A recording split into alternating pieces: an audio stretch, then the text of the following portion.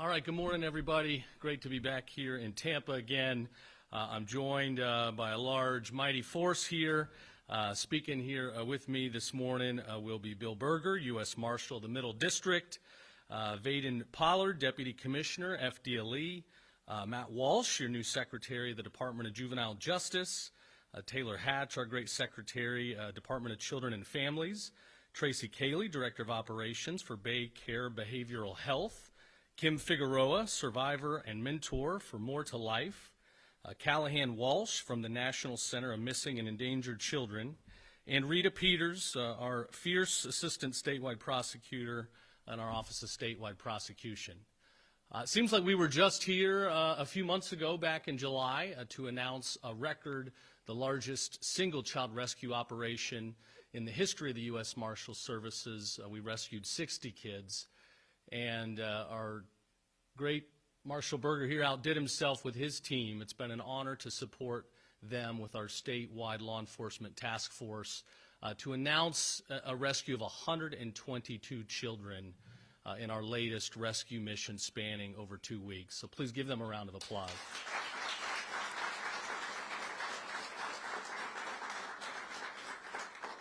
As I said back in July, this is why we do the job. Here in Florida, everybody now knows protecting our kids, keeping them safe, preventing them from being extorted and endangered, that's what it's all about. That's why we go to work every day. It's why we do what we do. There is no greater calling when it comes to law enforcement. So we're excited to announce this rescue effort, 122 kids that were reported missing. They're now back in our custody. This, however, is not the end of the mission. This is really just the beginning. These kids, ranging in age from 17 down to just 2 years old, many have been through the unthinkable. They've been trafficked, they've been exploited, they've been abused. They need our help now more than ever. This task force worked proactively to make sure that medical care and rehabilitation was ready immediately after they were back in our custody. They're getting that help. We will continue to get them that help, find them homes where they are loved, where they are protected, where they will be empowered to lead successful lives, and we're going to get them on the road to recovery. With no doubt, they need our prayers, and they need our help now more than ever.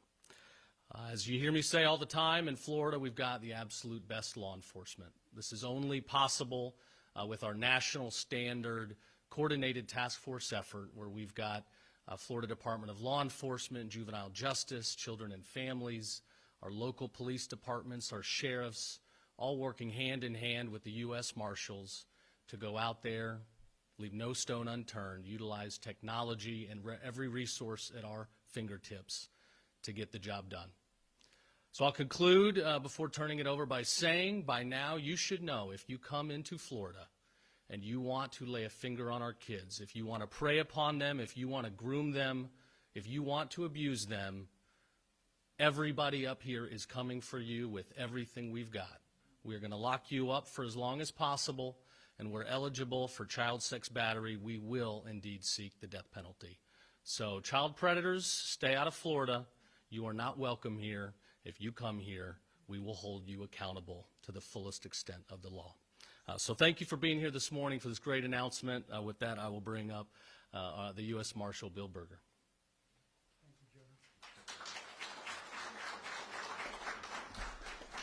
I can't say enough about the support that he gives this operation, 110%. Thank you so much, General. I also want to thank my director, who could not be here today, Gaddy Seralta. As you know, there was a government shutdown. And because of that, unless a particular operation was considered mission critical, they would not fund or accept that. He made this mission critical. So I applaud him. Unfortunately, his mother passed away last week, and her funeral's today. That's why he's not here representing the Marshals Service. I want to thank FDLE Commissioner Mark Glass. I know Mark is not here, and the Special Agent in charge, Mark Burdell.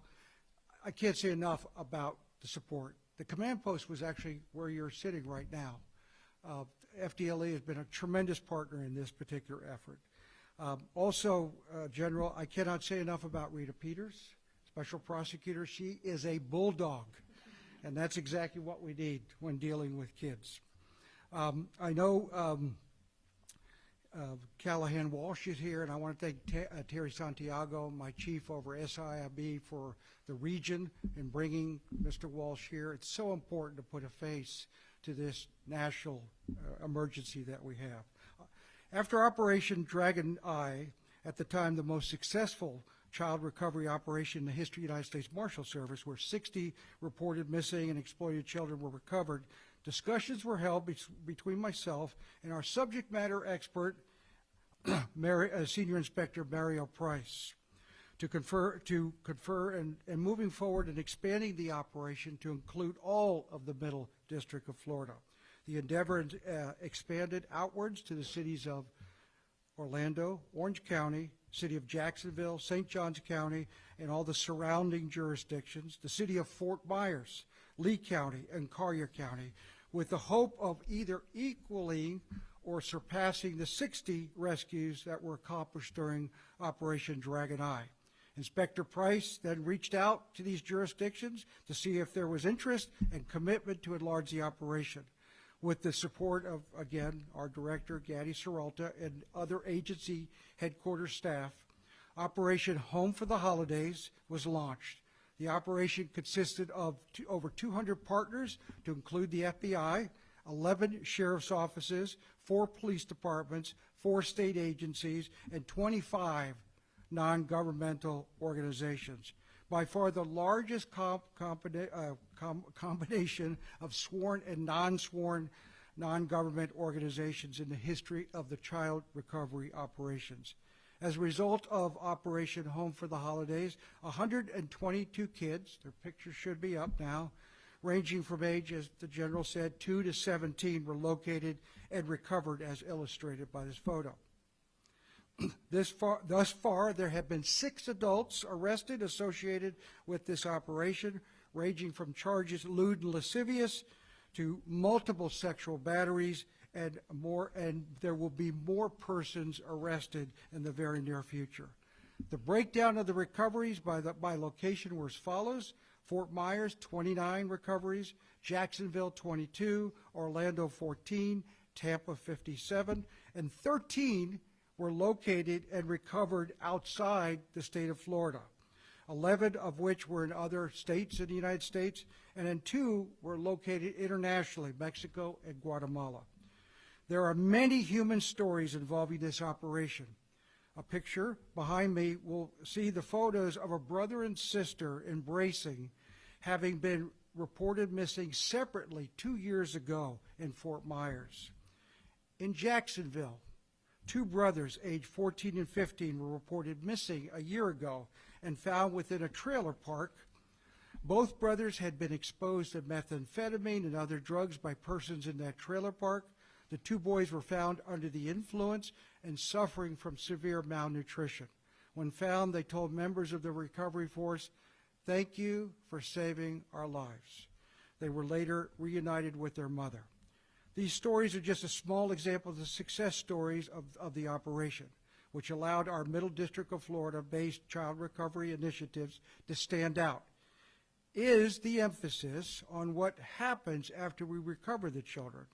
We know these children have significant needs, and once we find them, it makes sense to build these operations alongside of like-minded partners from across the child welfare space. Going back in time when Adam Walsh and Jimmy Rice and numerous other children were abducted and murdered, America made child abductions and locating missing children's priority number 1. Over time, though, incidents such as 9/11, school shootings, the war on drugs, have somewhat diminished the priority. But Operation Dragon Eye, Home for the Holidays, it is hopeful, and we're starting to see this nationally now, that the successes we have initiated the importance of missing child cases. I would like to personally thank all the persons and organizations that participated in these 2 operations. I know we have made a difference. Lastly, one special group I would like to recognize, Boomerang Air Charter, a group of volunteers who provided charity mission flights that were used to charter aircraft dispatched to locations to bring back children to the Middle District of Florida. Boomerang Air Charter supported recovery of children located in the states of Illinois, North Carolina, and South Florida. Thank you very much.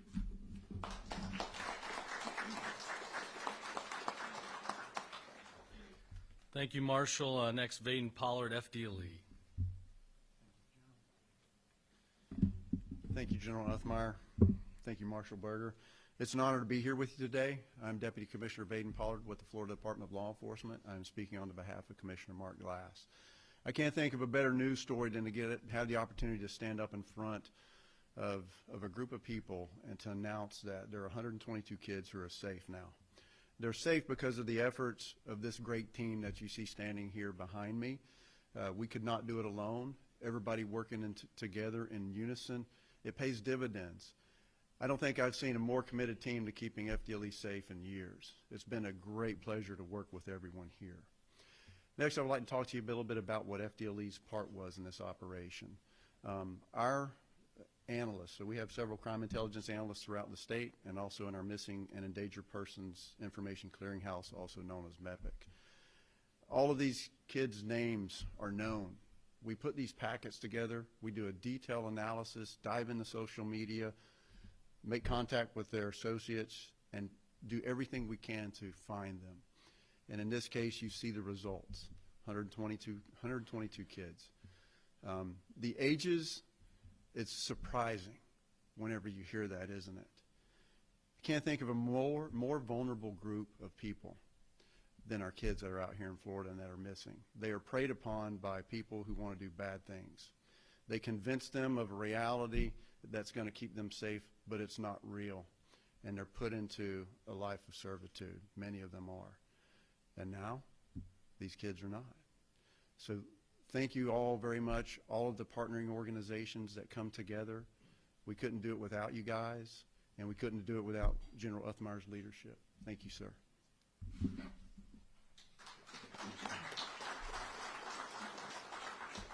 Yeah, I think on the year between these two missions and then Operation Light Shine and the Tebow Foundation, I think we got to be very close to 300 children rescued, which is far and away the largest record in Florida history. Secretary Walsh, come on up. Thank you, General. Governor DeSantis appointed me Secretary of DJJ a few months ago with the charge of public safety. And between the collaboration of the governor and General Uthmeyer, saving kids is part of public safety. The team behind you can't be thanked enough. In particular, Dr. Catherine Gomez from DJJ, she was our lead. She's our director of human trafficking. And without her leading on behalf of DJJ, it'd be very difficult to be successful. Thank you, Doctor. I want to thank all of the people from DJJ. You know, we have offices across the state between our detention, probation, health services. This was a huge team effort to spread across the Middle District of Florida to ensure that we were giving care to the kids as they were being found and located. Again, 122 youth. That is astonishing. But the work doesn't end because we have more youth that need to be found and rescued. I just want to thank the team behind me. Your efforts can't be understated enough how important this work is. And partnership, so between FDLE, DJJ, and DCF, working hand in hand as state agencies, collaborating with the federal services, and of course the nonprofits. Just thank you to everyone. Thanks, General.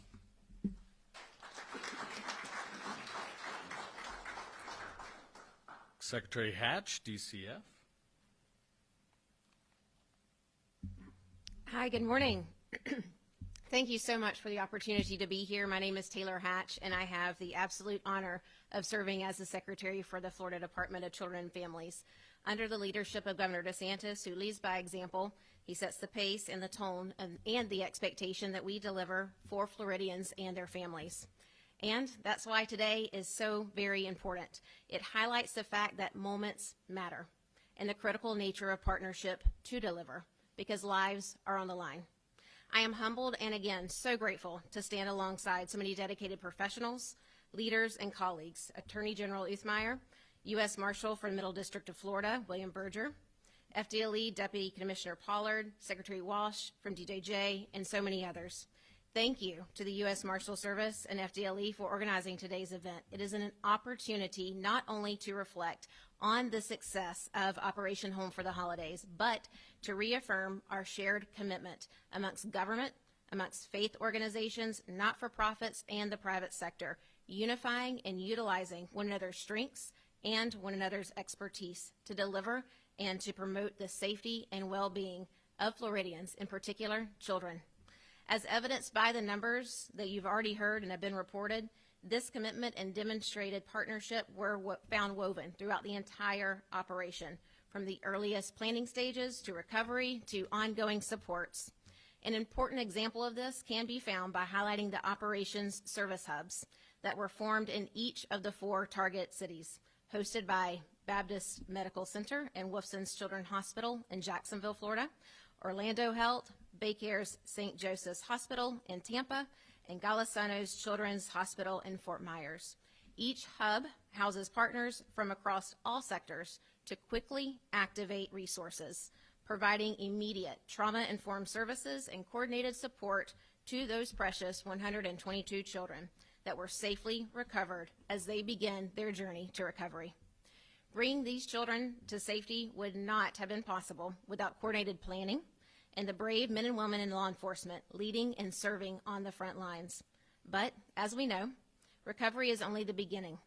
Helping a child heal is the work that follows. And strong, positive networks of supports is how we, as human beings, we thrive. Operation Home for the Holidays is an important example of what we can achieve when we come together with urgency and shared purpose. Thanks to the efforts of many, 122 children are now safe and supported, and that is something that everyone should be proud of. I would be remiss if I did not quickly highlight the contributions of the DCF team, who provided critical information, helped shape recovery protocols, and deployed child protective investigators as well as criminal justice coordinators and human trafficking specialists to support this mission in real time, giving well-deserved recognition specifically to our team of 12 DCF operatives and heroes from Northwest, Northeast, Central, and Suncoast regions, as well as our statewide headquarters team. Thank you. Thank you for your expertise, your unrelenting dedication, and your incredible passion. As a mom and as a leader, I am so proud and humbled and honored to work alongside of you each and every single day. This appreciation and pride, it also extends to the outstanding work of our lead agency partners, providers, and victim advocacy partners, 2 of which you'll get to hear from in just a moment, who work together focusing on the importance of trauma responsiveness, placement, and behavioral health supports for the children that were recovered. I want to thank the leaders from the United States Marshals Service, FDLE, DJJ, and our incredible Attorney General, as well as your teams for your partnership and for recognizing the impact of our agencies and partners' contributions. Thank you for standing in as a posture of partnership in a unified mission to protect such a truly precious population, the children of our great state. Thank you.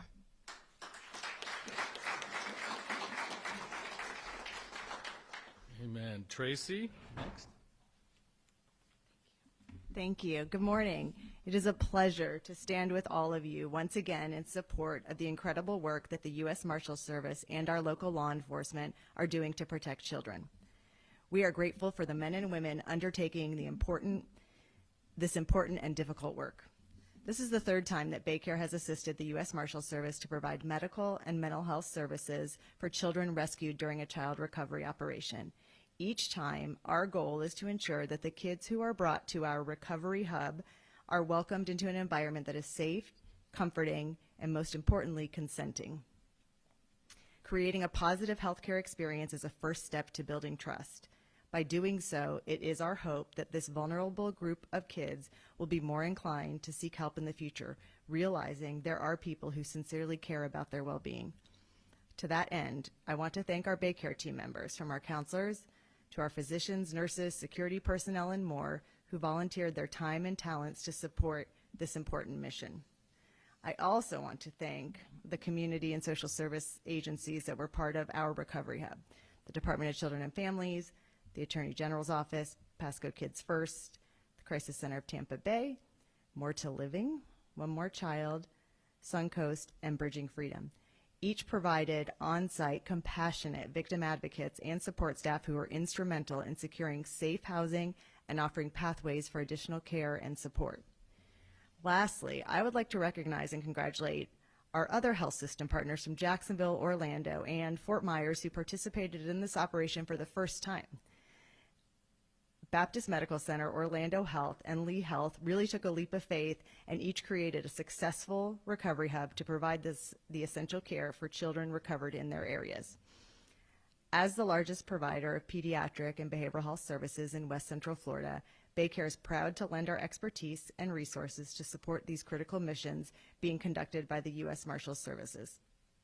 To be part of the highly skilled network of professionals that they have assembled is inspiring. These operations solidify strong partnerships between law enforcement, healthcare, and community-based organizations to work together naturally in real time outside of these operations when needed. It is a testament to the good that can be achieved when we unite under a common goal of protecting children and recognizing that each act of care and kindness has the potential to save a life. Thank you.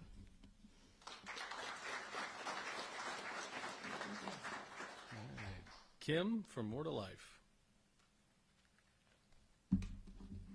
Good morning, and thank you for joining us.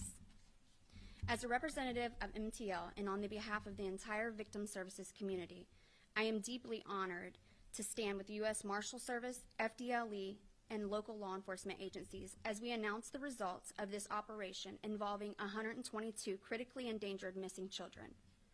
While the Marshals led the law enforcement mission with extraordinary skill, our role as victim service providers begins the moment a child is recovered and continues long after these headlines fade. When these children were located, they were often found in horrific conditions, traumatized, and unsure of who is safe. This is where integrated victim services and NGO partnerships make a vital difference. We bring trauma-informed support that helps stabilize a child in the first critical hours after recovery. We help them feel safe, seen, believed, and protected, sometimes for the very first time. When NGOs and law enforcement partners together, it also ensures that each child's physical, emotional, and mental needs are recognized immediately. We provide crisis response, medical and mental health, safety planning, and support for appropriate reunification.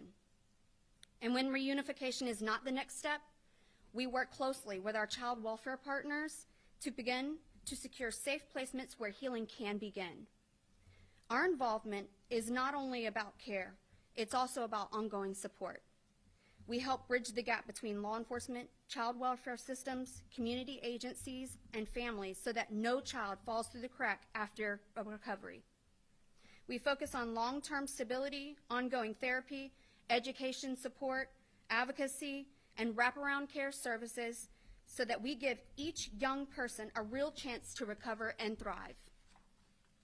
This operation shows what is possible when law enforcement and victim service organizations operate as a unified team. All of our law enforcement partners brought unmatched investigative expertise. NGOs and service providers brought the lens of healing, safety, and human dignity. Together, we created an approach that protects not only a child's location, but their future. To the victims, we see you. To our law enforcement partners, we thank you. And to our community organizations standing with us, your compassion and expertise are indispensable. Our work does not end today, but today reminds us that when we work together, children can be found and hope can be restored. Thank you.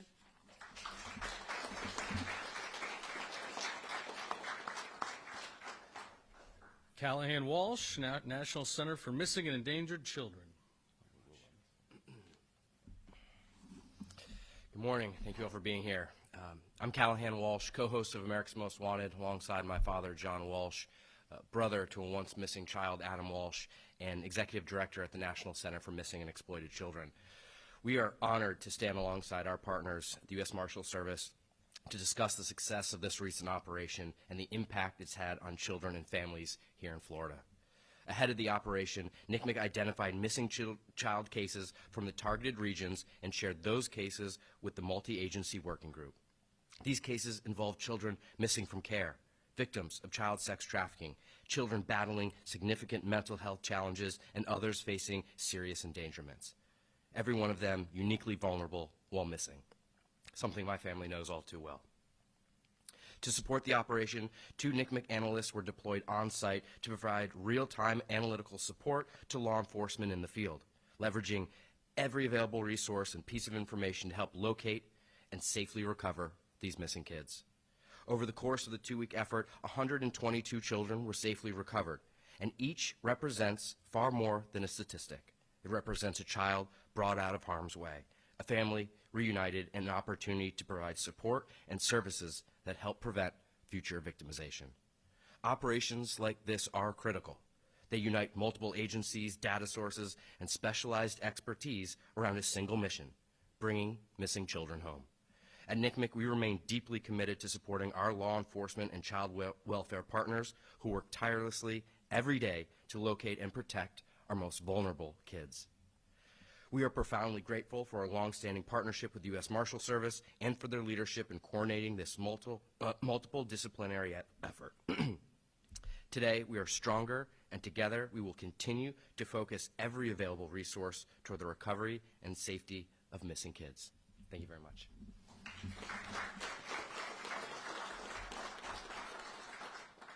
Dun, dun, dun. Rita Peters to close us out. Thank you for being here. We're proud to share the impact that Operation Home for the Holidays, a coordinated effort focused on locating missing children and ensuring that they are safe as we enter into this holiday season. This operation reflects the very best of the collaborative public safety work of these agencies. Prosecutors like myself, Stephanie Bergen, Mary Salmon, and Emily Frazier from our Jacksonville office, federal, state, and local law enforcement, such as FBI, HSI, St. Petersburg Police Department, Tampa Police Department, Hillsborough County Sheriff's Office, and I could keep going on. Our child protection teams from our DCF partners, our victim advocates from the statewide prosecutors' offices as well as the NGOs, and also from the Office of the Attorney General and FDLE, and community partners. All came together with one mission: bring our children home. This level of teamwork doesn't happen by accident. It happens because leaders make it a priority. I want to extend my deepest gratitude for being part of this operation. Thank you to U.S. Marshals Service, Marshal Berger, for his exceptional expertise and commitment, to Mario Price, who picked up the phone about 6 months ago. Unbeknownst to him, I was going to be at his heels nipping at this operation. And to my leader, whom I've affectionately referred to as Boss Man, Attorney General James F. Meyer, for prioritizing the safety and security of every child in this state. Their dedication makes operations like this possible. And their support ensures that we have resources and the coordination needed to protect vulnerable children. For prosecutors, participating in operations like this is essential. We provide legal process, subpoenas, preservation letters, search warrants, arrest warrants, and legal advice. But our work begins long before the courtroom. Being on the ground, seeing the investigative challenges firsthand, and understanding those immediate needs of each child gives us the insight that directly strengthens our cases and our advocacy. It helps us identify patterns of exploitation, risks in trafficking, and the vulnerabilities that put children in harm's way, so we can act quickly and effectively and advocate more passionately. More importantly, it reminds us of the human side of this work. Every child recovered during Operation Home for the Holidays is a child who now has a chance to be safe, supported, and seen. When prosecutors join these efforts, we ensure that every recovery is followed by the appropriate legal action, the services necessary, and the long-term protection. This operation shows what can be accomplished when we work together and when the safety of our children is treated as the highest priority. It is a powerful reminder that every missing child deserves the full force of our collaborative effort to bring them home, especially during the holidays when families should be whole, hopeful, and safe. And I leave you with this one request. Mario, when are we doing this again?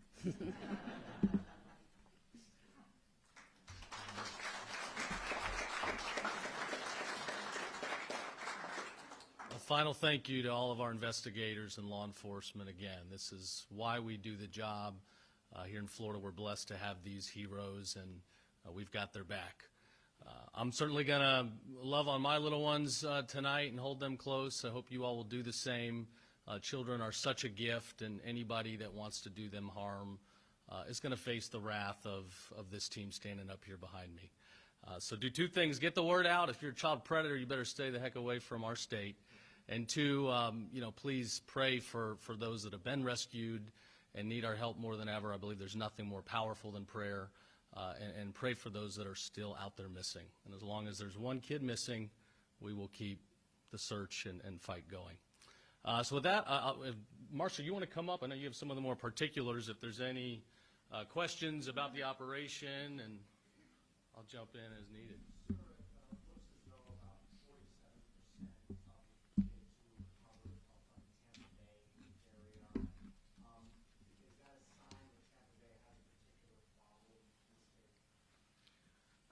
I wouldn't specify that as a problem here in Tampa Bay. It's just the fact that there's such an openness, and now that we're doing these operations, we're sharing that information.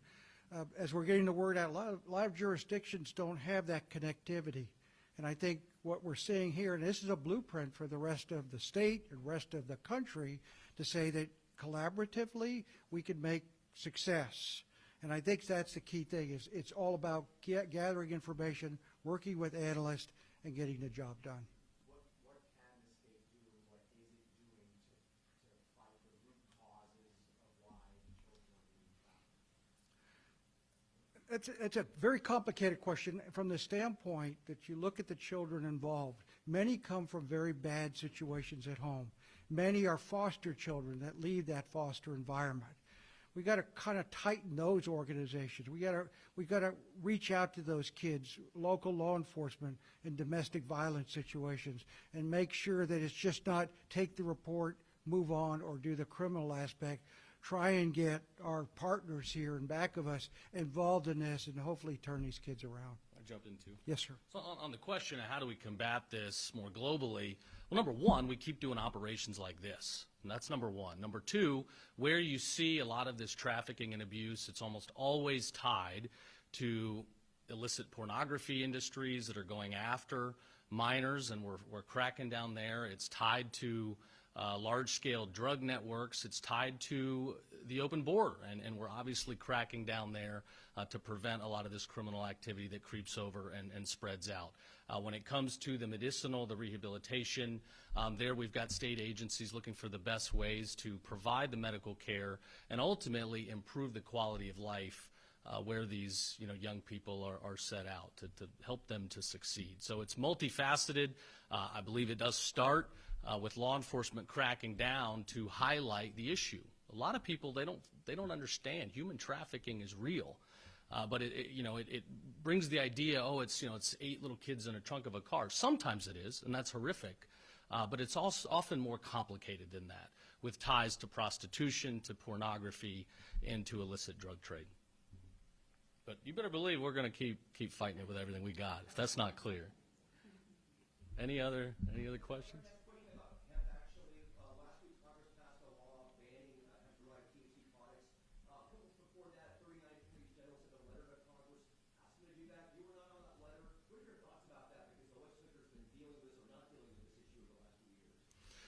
Sure. Well, there's all kinds of new products that are coming into the state. A lot of them are from overseas. You've got hemp, you've got, Chinese vapes, you've got this kratom leaf where we've cracked down on a highly potent, chemically enhanced kratom product 70H. We've been doing raids across the state on that.